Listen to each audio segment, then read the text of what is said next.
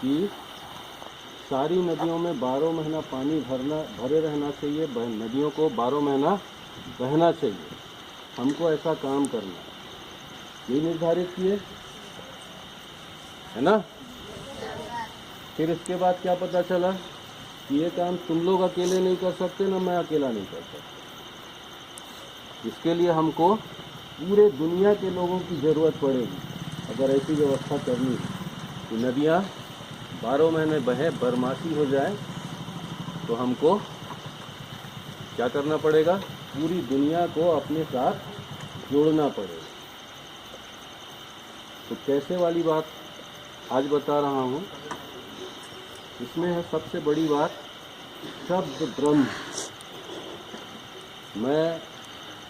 मैंने जब से कार्यभार ग्रहण किया है इस इंस्टीट्यूशन, तब से कहता रहा कि शब्द ब्रह्म है, उसका बहुत सोच विचार करके प्रयोग करना चाहिए। लेकिन देखता हूँ कुछ लोग उसका बेजा इस्तेमाल करते हैं, किसी को कुछ भी बकते रहे, ये अच्छी बात नहीं, समझ रहे हो। तो आज से अपने स्वभाव को सुधारोगे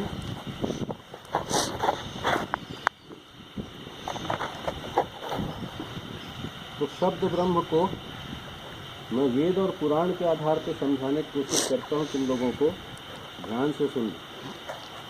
ओम सनातन, क्या कहा मैंने? क्या मतलब है? कोई मतलब बताएगा? ओमकार सनातन है, क्या मतलब हुआ इसका?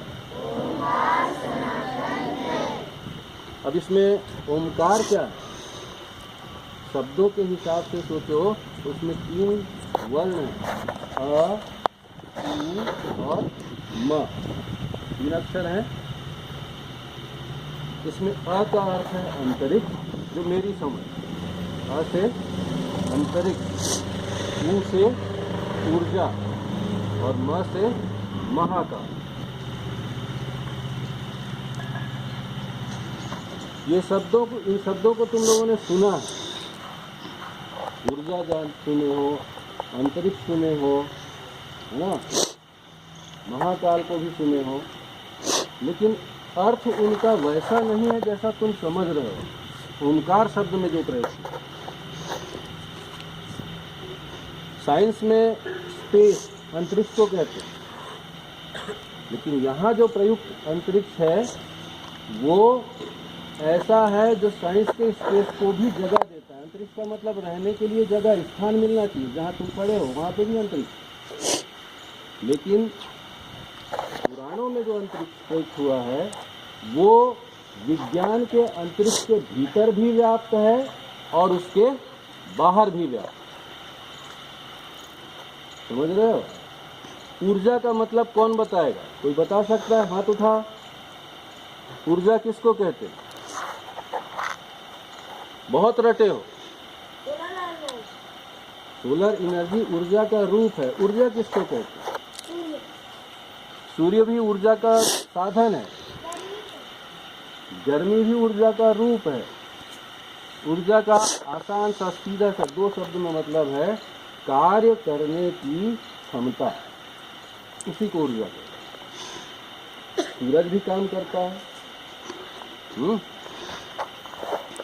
पृथ्वी भी काम करती है। तो वो काम किस चीज के आधार पे करती है? जो उसके पास है, वो जो है वही ऊर्जा। तीसरा शब्द महाकाल, टाइम, विज्ञान का टाइम रुक भी जाता है। अगर हम प्रकाश की गति से चलें तो समय रुक जाए। ये धीमा और तेज हो सकता है, हर एक के लिए अलग अलग होता है। लेकिन वेदों में प्रयुक्त महाकाल ये कालों का भी काल, अनंत ब्रह्मांड है तो अनंत टाइम भी हो सकते हैं, है ना। तो समस्त कालों का काल जो है वो महाकाल। यही 3 जो है इनको मूल तत्व कहा। तत्व समझते हो? विज्ञान में भी पढ़े हो? एकदम मुर्दों जैसी स्थिति है। साल भर के कोरोना में सब भूल गए। तत्व मतलब जिसमें और कुछ न मिला, विशुद्ध, अपने आप में बिल्कुल अलग। सोना तत्व है, चांदी तत्व है, पारा तत्व है, ऑक्सीजन तत्व है, ऐसा पढ़ते हो ना। ये सारे तत्व में दूसरे चीज की मिलावट नहीं। लेकिन ये तत्व भी बनते कहाँ से हैं? इस मूल तत्व से, अंतरिक्ष, ऊर्जा और महाकाल।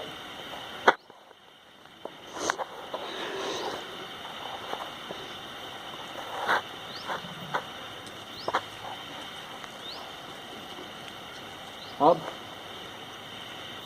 सृष्टि का निर्माण कैसे होता है, ये समझ। तीन मूल तत्वों में अंतरिक्ष में सबसे पहले शिव पुराण के अनुसार शब्द प्रकट। क्या प्रकट हुआ? शब्द। शब्द से वायु, वायु से अग्नि, अग्नि से जल और जल से पृथ्वी प्रकट। ये इतना ही बताया। यहाँ पर भी इन शब्दों का मतलब वही नहीं है जैसा शब्द का मतलब शब्द ले। शब्द का मतलब है कंपन, हिलना। ठंड लगती है तो कांपते हैं ना। किसी चीज पे घंटी को बजाओगे तो घंटी भी कांपती है। ऐसा कंपन। जब कहीं भी कंपन होगा अंतरिक्ष में तो तरंग पैदा होगा। इसी को वायु कहा, वायु तरंग। और जब बहुत सारे तरंग आपस में टकराएंगे तो गर्मी पैदा होगी, जो अग्नि, और अग्नि से जल उत्पन्न होगा और ये सब मिलके पृथ्वी बनेगी। तो ये क्रम है सृष्टि के निर्माण का, कि सृष्टि कैसे बनता है। तो कितने लोगों को शिव पुराण में विश्वास है? हाथ उठा। शिव पुराण जो बताया हो, जो मैं बताया उसमें कितने लोगों को विश्वास है? बस 2 लोगों को। बाकी लोगों को भरोसा नहीं है कि शिव पुराण जो कह रहा है सही है। 2-3 लोगों को क्यों लगता है कि शिव पुराण गलत है? हाथ नीचे कर लो। किन लोगों को लगता है कि शिव पुराण गलत है? हाँ बताओ, क्यों लगता है गलत? कोई तो कारण होगा भाई। एक ही कारण है, बुद्धि अभी उतनी प्रखर नहीं हुई या उतना अनुभव नहीं आया। खैर मैं आगे बढ़ता हूँ। जब शब्द से सृष्टि का निर्माण हो सकता है, शिव पुराण में जब के हिसाब से जैसे बताया, शब्दों से सृष्टि का निर्माण हो सकता है, तो और कोई काम क्यों नहीं हो सकता? अभी भी हम लोग कुछ काम करना चाह रहे हैं, तो उसके लिए कर क्या रहे हैं? शब्दों का ही तो प्रयोग कर रहे हैं। मैं कुछ बोल रहा हूँ, तुम कुछ बोल रहे हो, यही है ना शब्दों का प्रयोग। अब इन शब्दों के हमारे पास 2 रूप हैं। एक है मुंह से जो बोलते हैं, वाचिक, और दूसरा है लिखित। तो हम दोनों हथियारों का प्रयोग करेंगे अपने लक्ष्य को प्राप्त करने। सेल कौन गोटी में फेंक के मारा थे? जहाँ लोगों से बात करने की जरूरत पड़ेगी, बात करेंगे। लिखने की जरूरत पड़ेगी तो लिखेंगे। तैयार हो सब? कितने लोग तैयार हैं? बस 1, 4, 5 बस। बाकी लोग क्या सोच रहे हो? तुम लोग अगर नहीं तैयार हो तो क्या नदियों में पानी नहीं आएगा? मैं बताया था ना, पार्टी कैसे बनती, ऐसे ही बनती। जो सहमत है वो एक तरफ शामिल हो जाएंगे, जो असहमत है वो दूसरे तरफ। जिनके भाग्य में अच्छा कर्म लिखा होगा वो अच्छा कर्म करेंगे और दुनिया में उनका नाम हो।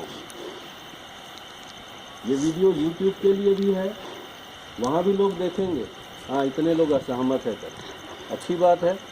हमको YouTube से भी वही रिजल्ट चाहिए कि पूरी दुनिया में कितने लोग इस कार्य को करना चाहते हैं। अगर संख्या बढ़ेगी, ज़्यादा से ज़्यादा लोग शामिल होंगे, काम आसान हो जाएगा, और जो इस काम में शामिल नहीं होंगे, काम कठिन हो जाएगा।